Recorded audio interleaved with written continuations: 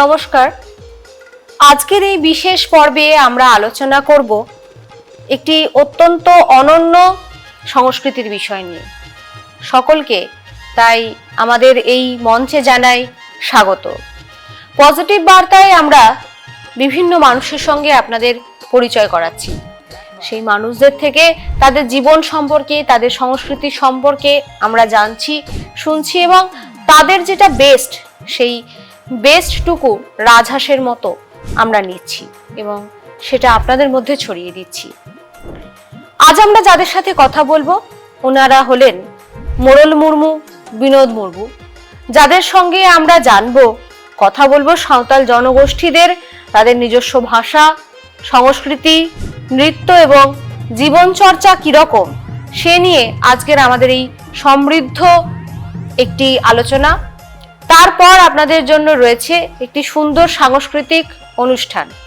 প্রথমে আমরা ওনাদের সঙ্গে কিছুটা সময় কথা বলবো এবং জানবো, চিনবো ওনাদের সংস্কৃতি সম্পর্কে। তাই আর দেরি না করে আজকের এই বিশেষ আলোচনা সাঁওতাল সংস্কৃতি নিয়ে, সেটাতে আপনারা আমাদের সাথে থাকুন। সেই যাত্রা আমরা শুরু করতে চলেছি। বিকাশ টক শো এর এই বিশেষ অনুষ্ঠানে আপনাদের প্রত্যেককে জানাই স্বাগত। নমস্কার। প্রথম আমি আপনার কাছে যাচ্ছি। এই সাঁওতালি সংস্কৃতি নিয়ে আজ আমাদের এই আলোচনা।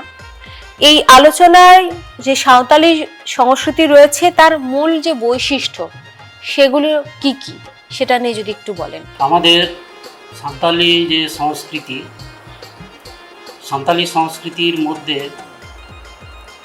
বিশেষ বৈশিষ্ট্য আমি যেটা মনে করি সেটা হচ্ছে এইরকম। আমাদের সংস্কৃতির মধ্যে যে সমস্ত নাচ গান বিভিন্ন পরবের সময় হয়ে থাকে, এইগুলো আমরা বংশ পরম্পরা ধাপে ধাপে শিখে শিখে আসি। এইটা শেখার জন্য আমাদের কোনো স্কুল, কলেজ বা মাস্টারের প্রয়োজন হয় না। আর এই সমস্ত নাচ গান বা আমাদের সংস্কৃতি বইয়ে লেখা থাকলেও আমরা সামগ্রিকভাবে বইটা ব্যবহার করি না। কিছু কিছু মানুষজন হয়তো বই থেকেও চর্চা করে থাকেন, কিন্তু ম্যাক্সিমাম আদিবাসী সমাজের মানুষজন এইটা শিখে থাকেন এইভাবে। সন্ধ্যাবেলাতে সারাদিন কাজ করার পরে সন্ধ্যাবেলাতে যখন বাড়িতে রেস্ট নেয় বা বসে, তখন বয়স্ক দাদু ঠাকুমারা যে সমস্ত বাড়িতে থাকেন তাদের কাছ থেকে এইগুলো আমরা গল্প আকারে শুনি। আর ওনাদের কাছ থেকেই আমরা এইভাবে শিখি। ওনারা বলে বলে দেন গল্পর মতো করে যে এই গানটা এই পরবের সময় গাওয়া হয়, এই গানটার এই রকম সুর করে গাইতে হয়। ঠিক এই সংস্কৃতিটা, আমাদের এই নাচ গানগুলো আমাদের একদম একই রকম সুর, কতদিন থেকে এটা চলে আসছে, আজও অবধি আমরা এদের ধরে রেখেছি। এর কিন্তু কোনো পরিবর্তন নেই। এইগুলো অন্যদের যেমন বিভিন্ন রকম, অন্য সম্প্রদায়ের যেমন বিভিন্ন রকম সুরে গান বা বিভিন্ন রকম নাচও ঢুকে গেছে, আমাদের কিন্তু মূল জিনিসটা একদম কোনো পরিবর্তন হয় না। এইগুলোকেই আমি বিশেষ বৈশিষ্ট্য হিসাবে মনে করছি। আমি আরেকটি আপনার কাছে প্রশ্ন করছি, আপনাদের মূলত যে অনুষ্ঠানগুলো হয়, সামাজিক যে অনুষ্ঠান, সেগুলো কি কি? যার মধ্যে, কারণ আপনাদের একটা দেখা যায় যে কোনো সামাজিক অনুষ্ঠানে নাচ গান এগুলো একটা বড় ভূমিকা নেয়। কোন ধরনের অনুষ্ঠান আপনাদের কখন কখন? আমাদের সামাজিক অনুষ্ঠান বলতে আমাদেরও বাংলা ভাষায় যেমন বলে 12 মাসে 13 পার্বণ, আমাদেরও ঠিক সেই রকম 12 মাসে 13টা পরব লেগেই আছে। বিভিন্ন পরবে, বিভিন্ন ঋতুতে বিভিন্ন রকম পরব হয়, আর বিভিন্ন পরবের নাচ গান আলাদা আলাদা, আর তার সুর আলাদা। যেমন একটা বলি, সমস্ত পরব থেকে, সমস্ত পরবগুলির মধ্যে বাঁধনা পরব হচ্ছে সব থেকে বড় পরব। এইটা 5 দিন ব্যাপী অনুষ্ঠিত হয়।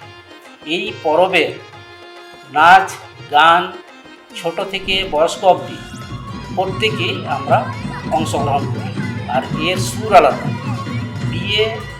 বিয়ের নাচ গান যেমন, বিয়ের নাচ গানের সুর, নাচের তালছন্দ আলাদা, ঠিক সেই রকম।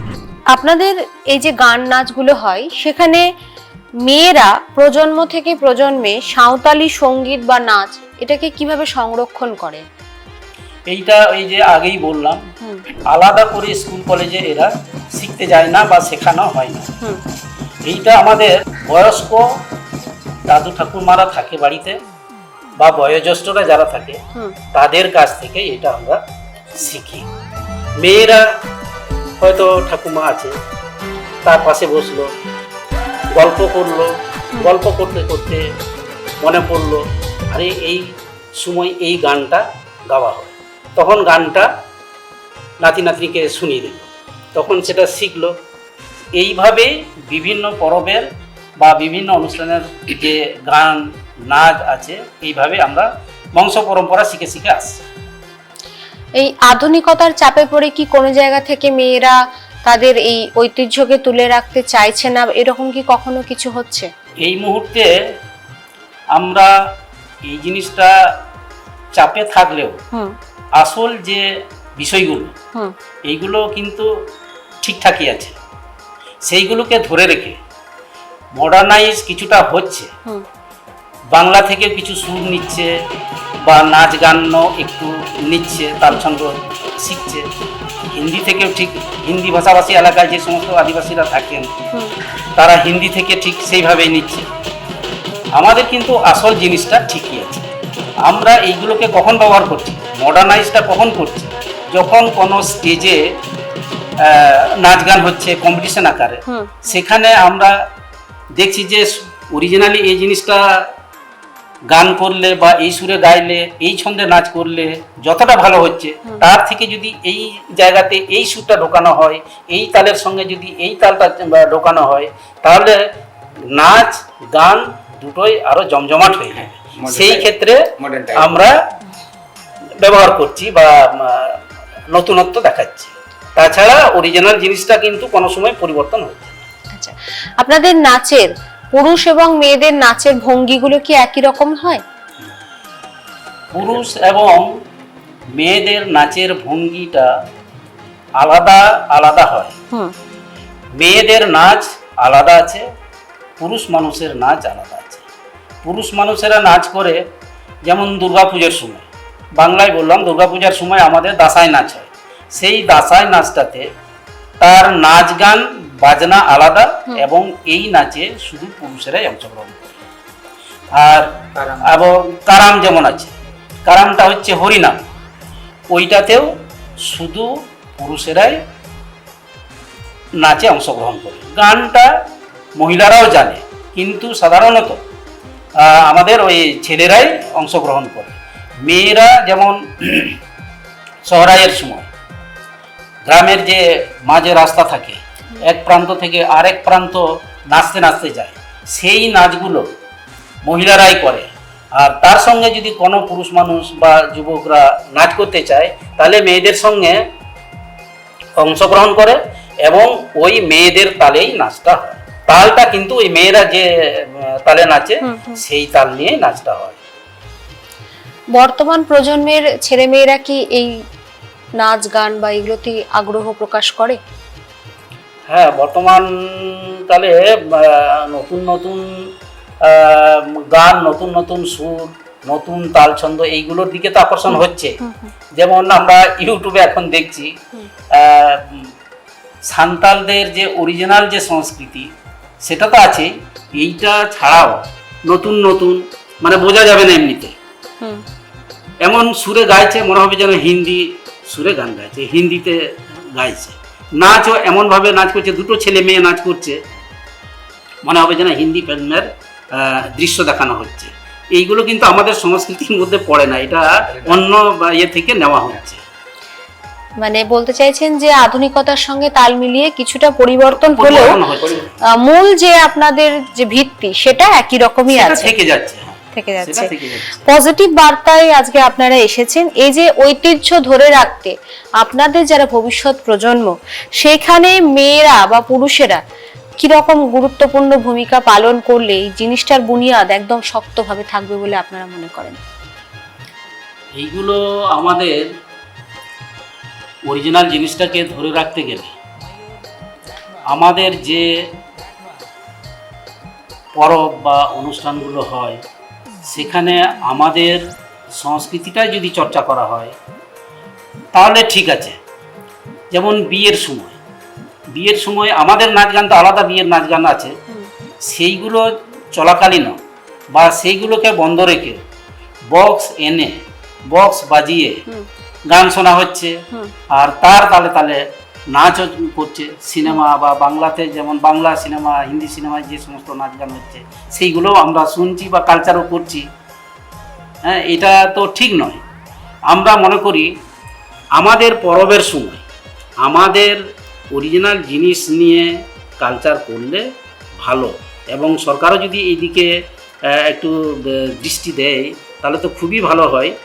যে আর এই আমাদের সংস্কৃতির মধ্যে আরেকটা কথা যোগ দিতে চাইছি, আমাদের এই যে নাচ গান, এই নাচ গানের মধ্যে সমস্ত ধর্মের কথা, সমস্ত ঠাকুর দেবতাকে কেন্দ্র করেই নাচ গান হয়। সেই জন্যেই এইটার উপরে আমরা জোর দিতে চাই, যারা বয়স্ক বা আমরা যারা আজকে এখানে এসে হাজির হয়েছি, আমরা কিন্তু অরিজিনালের দিকেই বেশি ঝুঁকি, এটাকে ধরে রাখার জন্য। আপনারা দেখছেন বিকাশ টক শো এর একটি বিশেষ পর্ব, যেখানে আমরা সাঁওতালি সংস্কৃতি সম্পর্কে আপনাদেরকে অবগত করছি। আজ আমার সাথে স্টুডিওয়ে রয়েছেন বিনোদ মুর্মু এবং মোড়ল মুর্মু, ওনার পুরো টিম রয়েছে স্টুডিওয়। অনুষ্ঠানের শুরুতেই বলেছিলাম যে আপনাদের সাঁওতালি যে সংস্কৃতি সেই বিষয় নিয়ে কিছুটা জানাবো, একই সাথে একটি সাংস্কৃতিক অনুষ্ঠানও আপনাদের জন্য নিয়ে এসেছি, সেটি আমরা এখন দেখে নেব। আপনারা আমাদের সঙ্গে থাকুন। জয়, এখন যে গানটা গাইছি তার মানে হচ্ছে যে দম গান সুর কোথায় সৃষ্টি হয়েছে,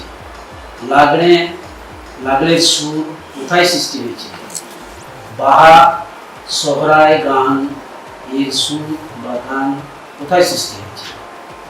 এর উত্তরে আবার পরের স্ট্রেঞ্জারি বলছে দম গানটি হিহিড়িতে সৃষ্টি হয়েছে, লাগড়ে গানটা পিপিলিতে শুরু হয়েছিল, সেখান থেকে এই গানের উৎপত্তি।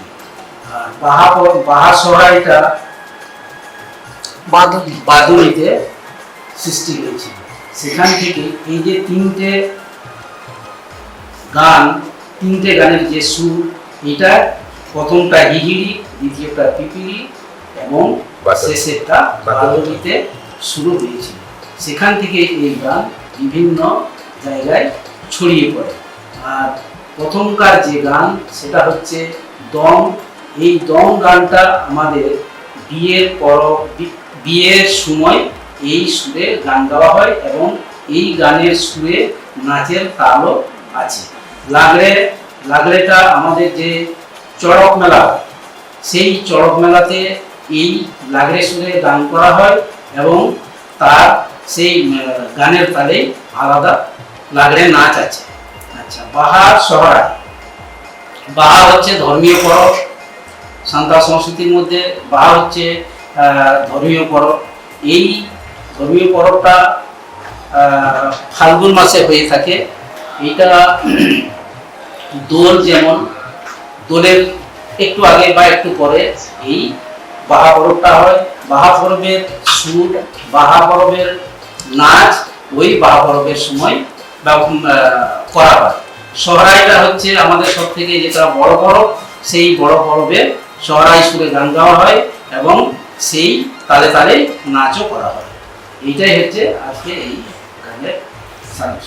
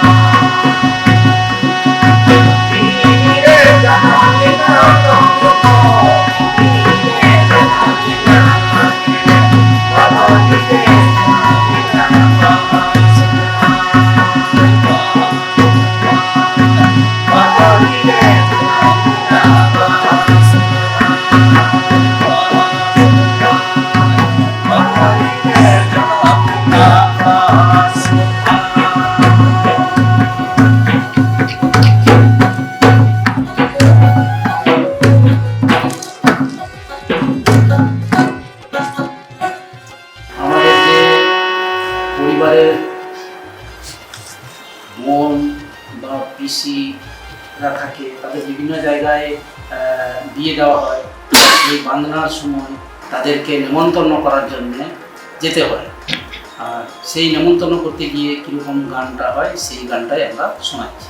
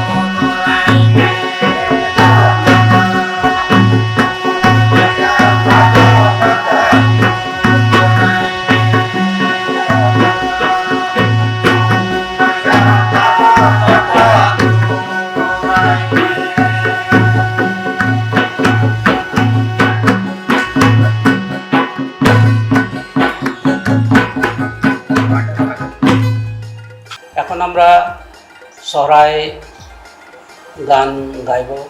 এই সহরাই গানের দু চার কথায় মানেটা বলছি।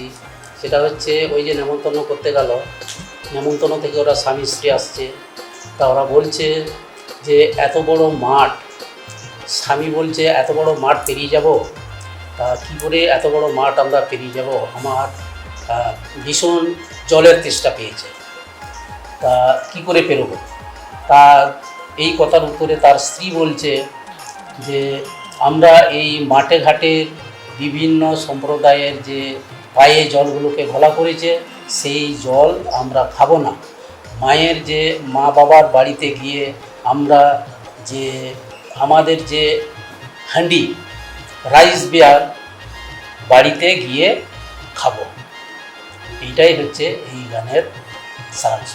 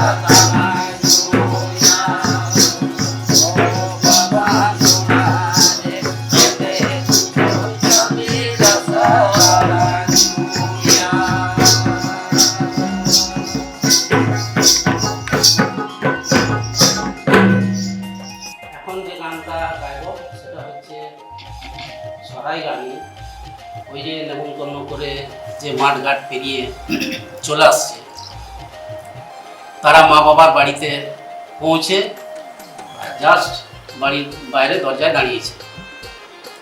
তা মা বাবা বা ভাই বোন যারা আছে বাড়িতে, তারা তাদেরকে যে কোনো কারণেই হোক খেয়াল করে নাই বা ইচ্ছা করেই হোক তাদেরকে বসতে বলে নাই, আর ভিতর দিকে যেতেও বলে না। তা সেই দুঃখে ওই যে মেয়ে জামাই স্বামী স্ত্রী ওরা তখনই বলছে, অসম্মানিত বোধ করে তারা ওইখান থেকে ফিরে যেতে চায়।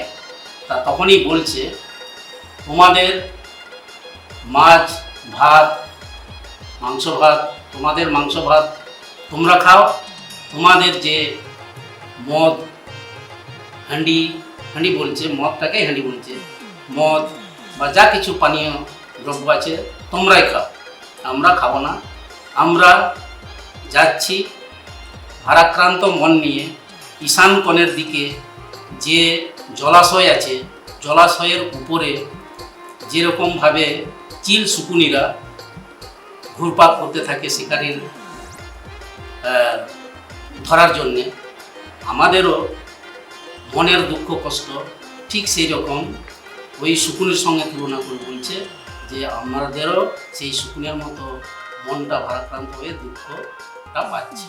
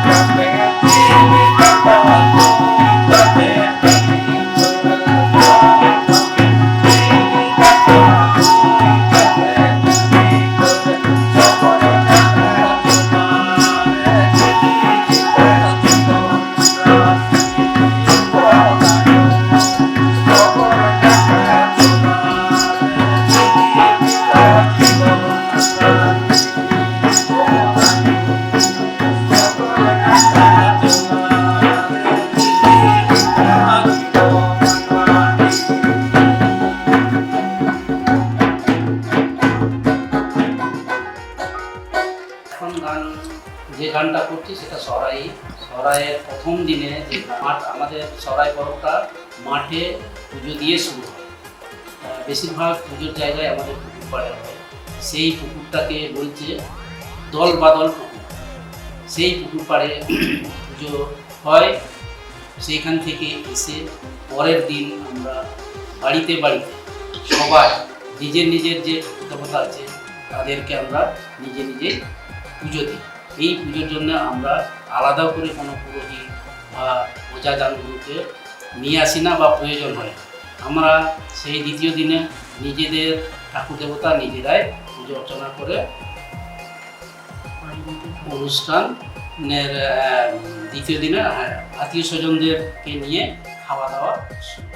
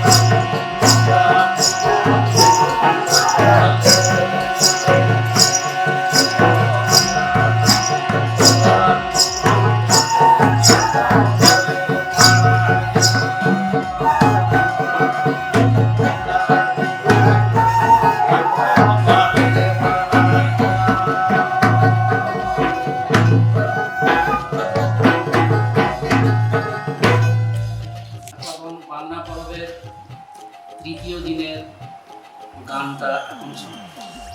তৃতীয় দিনটা হচ্ছে আমাদের গরু মোষ এদের নিয়ে পুজো। গরু মোষদের উপরে পুজো বা গুরুত্ব দিই এই জন্যে যে সারা বছর আমরা গরু মোষ নিয়ে চাষাবাদ করি। গরু মোষ না থাকলে আমরা চাষ করতে পারবো না, চাষ করতে না পারলে আমরা খেতে পারবো না। সেই জন্যে গরু মোষদের সেদিনে সকাল থেকে সন্ধ্যা পর্যন্ত গরু মোষদের পুজো হয়। তারপর আমাদের যে গ্রামের দুপাশে বাড়ি মাঝে রাস্তা, সেই রাস্তাতে খুঁটেও হয়। খুঁটেও ওটাও একটা পুজো, আলাদা করে পুজো হয়, যে খুঁটি গেড়ে দড়ি দিয়ে গরু সেখানে বাঁধা হয়, বেঁধে সেখানে পুজো হয়। পুজো হওয়ার পরে একটা গ্রামের 5 জনের একটা টিম থাকে, তারা এক প্রান্ত থেকে আরেক প্রান্ত পর্যন্ত সেই গরু মোষকে নিয়ে একটু নাচ গান করে, আনন্দ করে। গরু মোষদেরকে কোনো কোনো সময় রাগানোও হয়, আনন্দ করাও হয়। এই হচ্ছে এই তৃতীয় দিনের পুজো।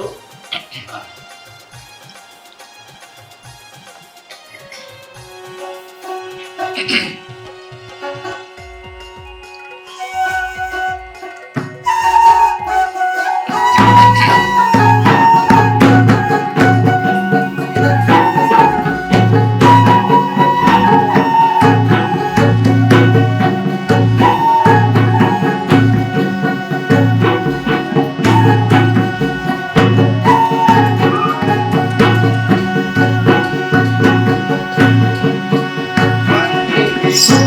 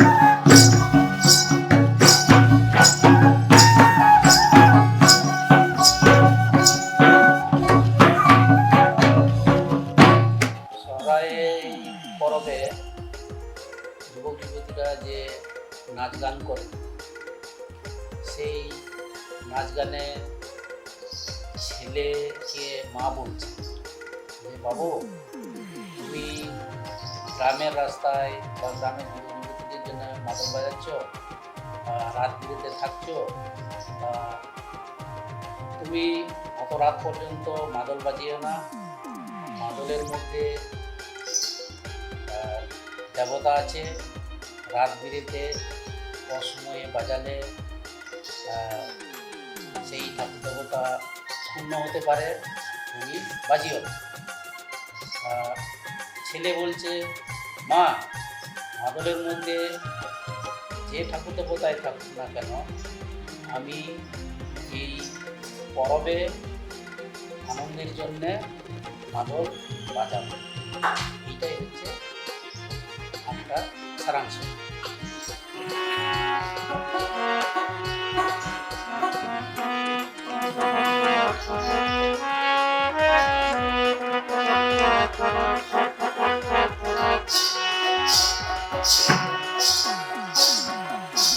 रसीना तू मुझे देखते ही तुमका बगी में से या रसीना तू मुझे देखते ही तुमका बगी में से या बारे दो नीर जल जल तुमका मिलाया या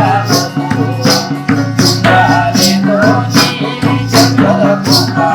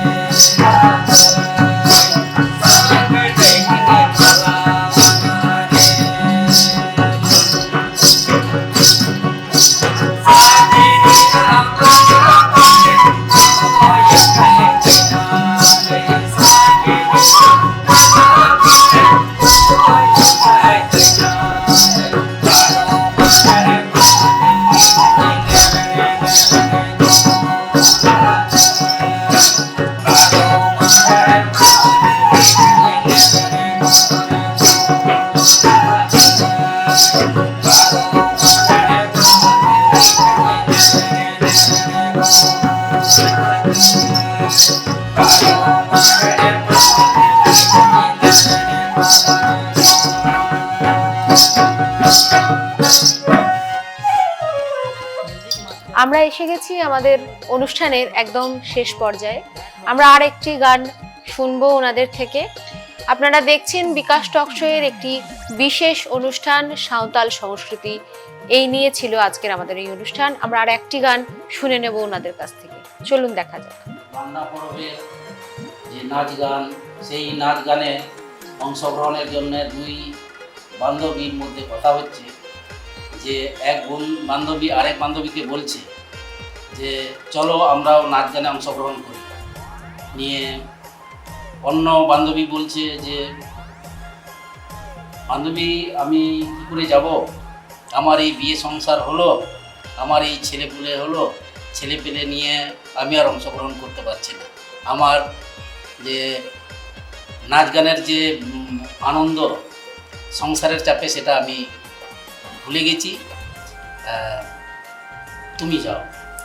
তা অপর বান্ধবী বলছে তোমার তো এই বাচ্চা টাচ্চা হওয়ার পরে যে নাচ গানটা ছেড়ে দিয়েছ, সংসারের মধ্যে ঢুকে গেছো। আমি কিন্তু সেই আগে কম বয়সী যেমন ছিলাম ঠিক সেই রকমই আছি। আমি এই নাচে অংশগ্রহণ করতে যাচ্ছি। এটাই গানে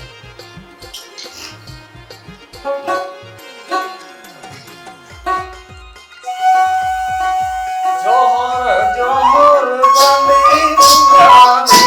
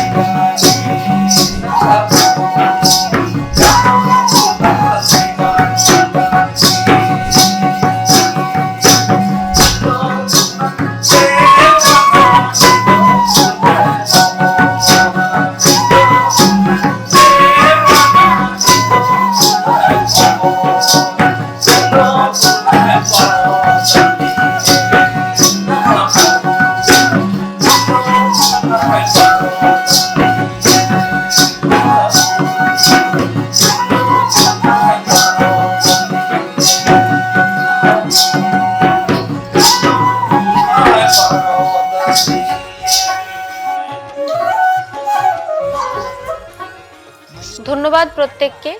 আপনারা দেখলেন আজ সাঁওতাল সংস্কৃতির উপর একটি বিশেষ অনুষ্ঠান।